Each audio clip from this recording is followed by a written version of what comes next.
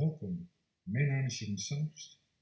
Dit betreft een samenvattende video over het wetenschappelijk artikel dat ik schreef op het behalen van het DO-diploma aan de International Academy of Osteopathie in het academiejaar 2017-2018.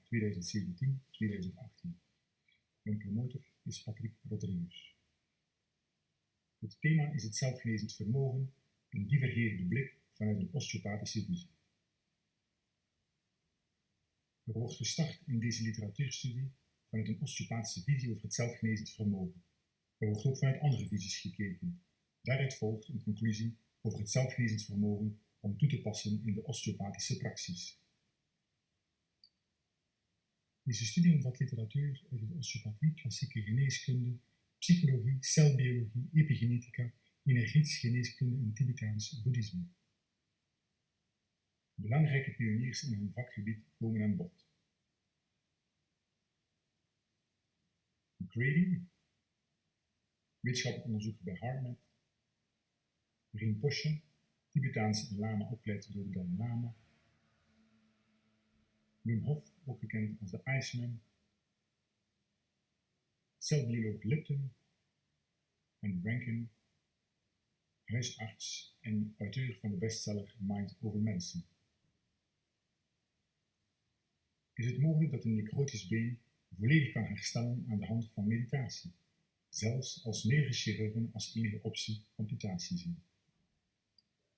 Is het mogelijk dat een persoon met een gespleten persoonlijkheid in de ene persoonlijkheid diabetes heeft en bij de andere persoonlijkheid niet?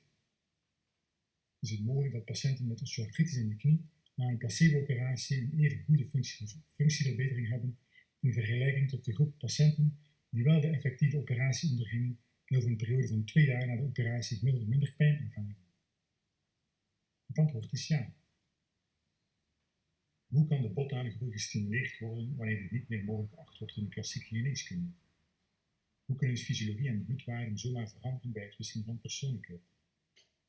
Hoe kan een placebo-knieoperatie, waarbij alleen een incisie in de huid werd gemaakt, minstens even effectief zijn als de interarticulaire operatie voor knieartrose? Het antwoord ligt in de kracht van het zelfgenezend vermogen en de relatie tussen body, mind en spirit. De World Health Organization omschrijft osteopathie als volgt. Osteopathy relies on manual contact for diagnosis and treatment. It respects the relationship of body, mind and spirit in health and disease. It lays emphasis on the structural and functional integrity of the body and the body's intrinsic tendency for self-healing. Iedere therapeut kan uiteindelijk niet meer en niet minder dan het begeleiden, herstellen of stimuleren van het zelfgenezend vermogen van de patiënt. Maar wat is nu precies het zelfgenezend vermogen? Er komen 3 hoofdstukken aan bod: de lichamelijke aspecten, de aspecten van de mind en de spirituele aspecten. Deel 1, lichamelijke aspecten. Still, de grondlegger van de osteopathie, omschrijft het zelfgenezend vermogen als een wijze vormgevende kracht van leven als zijnde het hart. Het hart als de moeder en de ziel van alle zenuwen die het lichaam bevatten. Eerst wordt het materiële hart gevormd, waarin het spirituele zich vestigt om daar te wonen en toezicht te houden, om de vereisten van de specificaties voor het verder construeren van het menselijk lichaam te handhaven. Moderne principes binnen de osteopathie. Het zelfgenezend vermogen of auto-regulatiesysteem bestaat uit de metabolische kwaliteit van de lichaamsstructuur, het auto-immuunstelsel en de specifieke orgaansystemen. Om het zelfgenezend vermogen te laten functioneren, met gelijk welk fysiologisch probleem in het lichaam, moet een optimale weefselcirculatie aanwezig zijn vanuit het hart. En dit moet een juiste balans tussen voeding van het weefsel en eliminatie van de afvalstoffen uit het lichaam. Deze optimale circulatie ondersteunt de gezondheid van de weefsels, immuniteit en de functie van het zenuwstelsel, van het brein tot het kleinste zenuwuiteinde. Het zorgt dan voor een optimale communicatie en het lichaam dat dan kan functioneren als een zelfgenezend mechanisme. Het traditionele osteopathische model suggereert dat zelfgenezing kan verbeterd worden door structurele houdings- en biomechanische barrières te vermijden. Letterman echter pleit voor een meer posturale aanpak. Het vermogen om zichzelf te helen kan direct versterkt worden zonder structurele hindernissen te verwijderen. De acties van de patiënt in zijn omgeving zijn hierbij sleutel tot zijn genezing. Er moet een bevorderende omgeving gecreëerd worden door de therapeut samen met de patiënt, waarbij zelfbehandeling een belangrijk onderdeel is. Deze omgeving heeft gedrags-, psychocognitieve en sociaal-culturele dimensies. Management heeft tot doel het gedrag van de patiënt bloot te leggen en te versterken of bij te sturen, zodat de genezing optimaal bevorderd wordt. Genezingsprocessen zijn sterk afhankelijk van de fysieke en psychosociale omgeving. Deelname aan sociale, professionele of vrije tijdsactiviteiten ondersteunen gunstige bewegingsstimuli en hebben belangrijke mentale invloed. Deel 2 aspecten van de mind. De positieve mind zorgt voor vrijlating van endorfines, symptoomverlichting, pijnvermindering en een betere gemoedstoestand. Het zorgt ook voor een relaxatierespons die dus in werking treedt, de stresshormonen zullen dalen, en herstel van bevorderende hormonen zullen toenemen. Het parasympathische zenuwstelsel treedt optimaal in werking. Alleen in deze ontspannen staat kan het lichaam zichzelf genezen. Ondersteuning in zelfgenezend vermogen door zorgzaamheid van vrienden, kennissen, familie en buren op de negatieve gevolgen van overdadige stress kan verminderen. Eetgedrag, vermijden van alcohol en roken en lichaamsoefeningen. De eerste, de zorgzaamheid van vrienden en kennissen, is de allerbelangrijkste en overstijgt de andere drie. Onderzoek in de epigenetica toonde aan dat het veranderen van je gedachten verandert de manier waarop je brein communiceert met de rest van je lichaam. Daaruit volgt dat de biochemische samenstelling van het lichaam verandert. Omgevingsfactoren overstijgen bepaalde genetische mutaties en veranderen hoe het DNA tot uiting komt. Celbioloog Dr. Lipton: een ongezonde cel heeft geen medicatie nodig, maar moet in een goede omgeving geplaatst worden.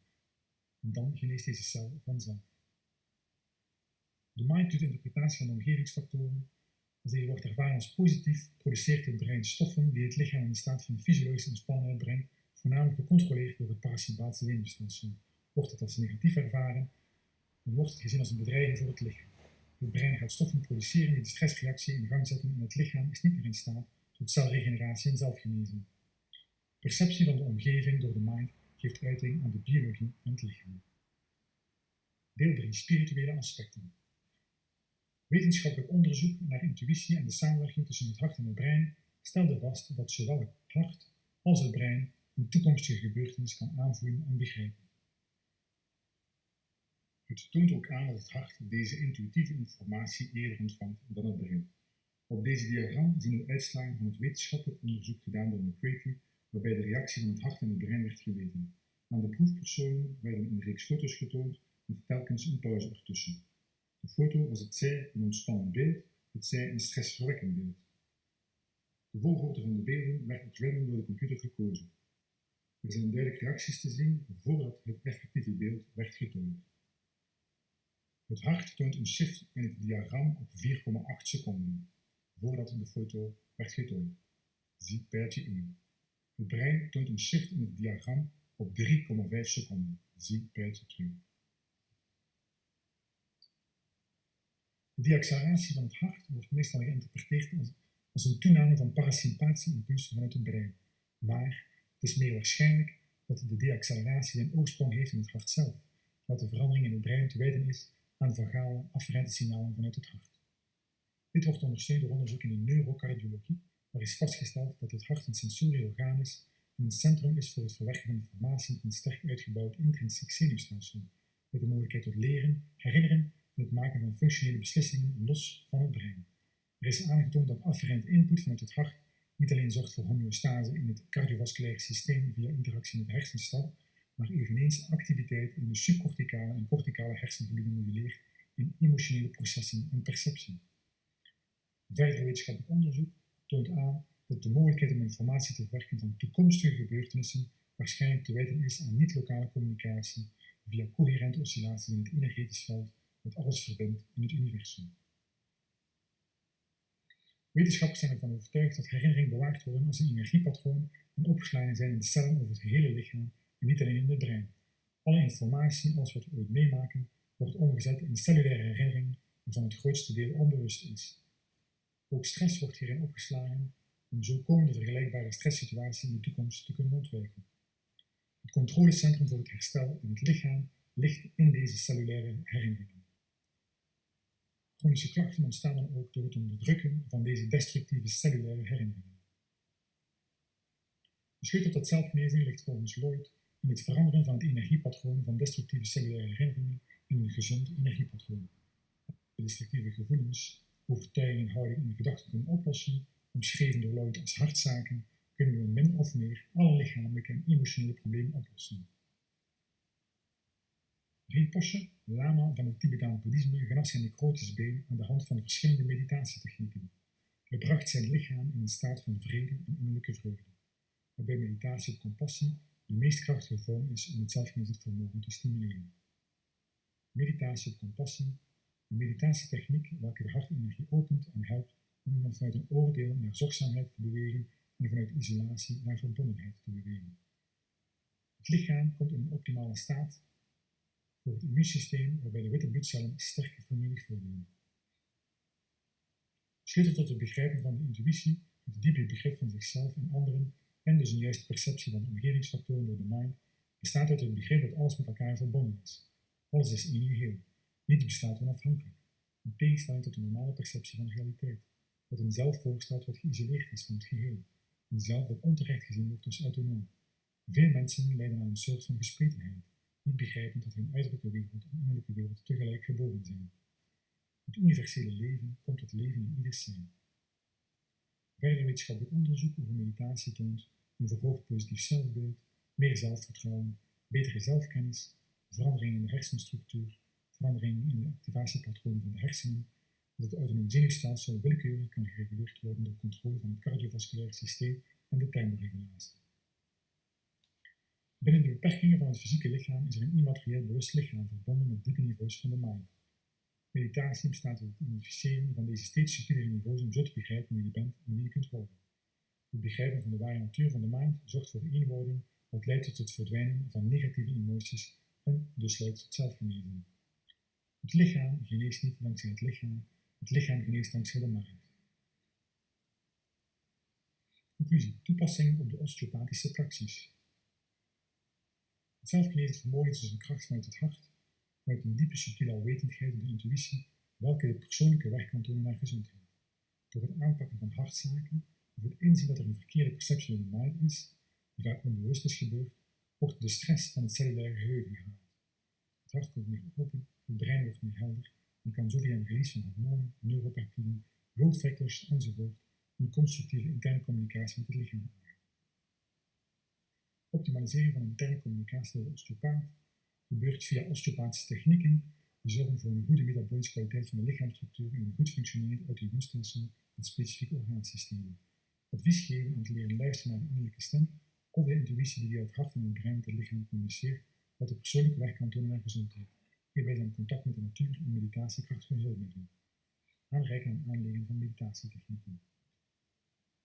Optimalisering van interne ten opzichte van externe communicatie door de osteopaat, management van optimale voeding, aanpassing van de levenshouding, positief geloof, emotionele steun door een zorgprofessional of het sociaal netwerk. Zorgen voor een optimale, afferente, vagale communicatie is zeer belangrijk vanuit het hart met het brein. Hierbij kan een verandering optreden in pijnperceptie, visuele perceptie en cognitieve functies. Dit kan een start betekenen voor het veranderen van de mindset. Optimaal osteopathisch behandelschema en functie van het zelfgenezend vermogen wordt hier voorgesteld. Eerst behandelen we de hartregio en de vagale baan tussen hart en brein. Daarna beginnen we met craniosacraaltherapie, gevolgd door thoracic inlet syndroombehandeling, decompensaties, oorzaak van het patroon, plus de bezenuwoplossing, compensaties, daarna afbouwen van het patroon en adviezen en management van de omgeving.